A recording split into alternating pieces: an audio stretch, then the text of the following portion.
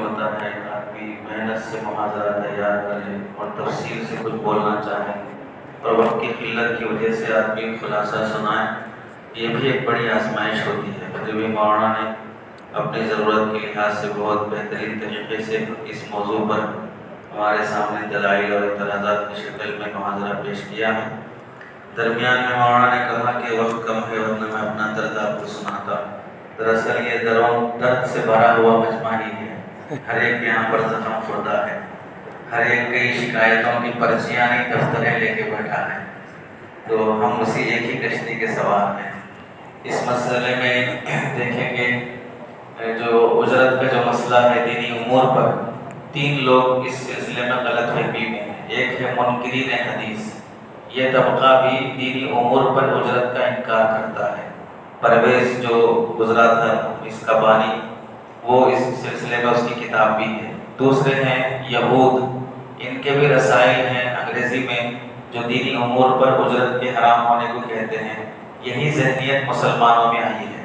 تیسرے لوگ ہیں بعض کم فہم دیندار، جو دین کا کام محدود کر دیتے ہیں اپنے ہی کام میں۔ وہ لوگ یہ سمجھتے ہیں کہ ہم اپنی جان اپنا مال لگا کے دین کا کام کر رہے ہیں، باقی علماء سب کچھ لگائے بغیر وہ مال کما رہے ہیں۔ اس واسطے یہ 3 طبقے ہیں جو غلط فہمیوں کے شکار ہیں۔ رہی بات دلائل کی، تو یہ کتاب ہے دینی امور پر اجرت کا حکم اور غلط فہمیوں کا ازالہ۔ اس میں 9 دلیلیں پیش کی گئی ہیں قرآن احادیث سے، اور اس میں محدثین کے اقوال اور امت کا اجماع، اور پھر جو دلائل پیش کرتے ہیں ان دلائل کے جوابات۔ پھر عام طور سے ہم دیکھیں حج عمرے پہ جانا بھی عبادت ہے، دور والے حج کمیٹی والے پیسہ نہیں لیتے، قرآن پڑھنا بھی عبادت ہے، پرنٹ کرانے والے پیسہ نہیں لیتے، مسجد بنانا بھی عبادت ہے تو مسجد بنانے کے لیے میستری پیسہ نہیں لیتا، دینی اجتماع کرنا، کعبہ کا اجتماع، کرنول کا اجتماع، وہ بھی عبادت ہے، تو وہاں ٹینٹ ڈالنے، لائٹنگ لگانے، نالے نکالنے پیسے خرچہ نہیں ہوتے، کروڑوں روپے خرچ ہوتے ہیں، تو وہ کس پہ خرچ ہو رہے ہیں؟ دین پہ خرچ ہو رہے ہیں کہ دنیا پہ خرچ ہو رہے ہیں؟ آدمی جب دلائل کی میدان کا نہیں ہوتا ہے تو وہ غلط فہمیوں کا شکار ہوتا ہے۔ اس واسطے یہ کتاب مطالعہ کرنا چاہیے۔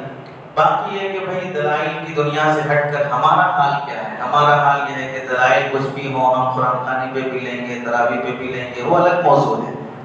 محتاط طریقہ ہمیں بھی اپنانا چاہیے۔ باقی مولانا کا ایک اور مشورہ تھا کہ بھئی جو مالدار ہیں انہیں نہیں لینا چاہیے۔ اس سلسلے میں یہ ہے کہ بھئی مالدار امام اگر تنخواہ نہیں لے گا تو اس کو بنیاد بنا کر دوسری مسجد کے اماموں کے ناک میں دم کریں گے لوگ کہ دیکھو فلاں صاحب نہیں لیتے ہیں، فری میں کرتے ہیں، آپ لے رہے ہیں، تو عوام کی نظر میں وہی ایک مخلص رہے گا۔ اب اس بیچارے کیا تو ریل اسٹیٹ ہے، تو حج عمرے ٹور ٹریولز کی آمدنی ہے اور فلاں ہے، وہ سب کر رہا ہے، وہ امامت کی تنخواہ اس کی موبائل کے لیے بھی کام نہیں آئے گی۔ تو اس سلسلے میں ہم یہ رائے دیتے ہیں کہ جتنا مالدار ہے اتنی معیاری تنخواہ لے، سبحان اللہ، اور لے کر وہ تنخواہ دوسرے ائمہ اکرام کو دے۔ اپنے ماتحت میں مکاتب اور ائمہ مساجد کی ذمہ داریاں لے، جہاں جہاں کی تنخواہیں کم ہیں اپنی تنخواہ وہاں تقسیم کرے۔ عوام کے حوالے کرنا یہ دراصل افراد تفرید کا شکار ہو جاتا ہے۔ یہ کتاب خریدیں، آپ حضرات اس کا مطالعہ کریں، اور دوسرا خود پرچہ، خود احتسابی جو آپ کو دیا گیا ہے، بڑی ذمہ داری سے اس کو مرتب کیا گیا، ایک ایک جملہ سوچ سوچ کر لکھا گیا۔ اس میں ہمارا جائزہ ہے کہ ہم کیا کر سکتے ہیں، کیا کرنا چاہیے، جو پر کر چکے ہیں وہ ذمہ داروں کے پاس جمع کرتے ہیں۔ ظہرانے کا وقت ہو چکا ہے، نماز ظہر ہم ادا کریں گے ٹھیک اسی وقت پہ 1:30 بجے، جو پورے ہندوستان کا نظام ہے، وقت پر نماز ادا ہوگی۔ اس کے بعد جو اہم موضوع ہے برادران وطن کا، یہ بہت اہم عنوان ہے، میرے لیے بھی یہ استفادے کے قابل عنوان ہے۔ آپ حضرات سے درخواست ہے جو باوضو ہیں وہ صفوں میں بیٹھ جائیں، جن کا وضو نہیں ہے وہ جلدی سے وضو بنا کے آئیں۔ ٹھیک 2:20 پر ہمارا اگلا موضوع شروع ہو جائے گا، اس لیے آپ حضرات ایک ایک لمحے کی قدر کریں، یہ نہ سوچیں کہ بھائی خیر اللہ تو سنت ہے، ہم تو یہاں جلسے میں آئے، اور جلسہ کہتے ہیں 2 سجدوں کے درمیان کے وقفے کو، یہ بہت کم رہتا ہے، اس واسطے ہم بہت مختصر وقت کے لیے آئے ہیں تو خیر اللہ نہیں ہوگا، تو نماز ظہر اور ظہرانے سے فارغ ہو کے فوراً 2:20 سے پہلے یہاں تشریف لائیں۔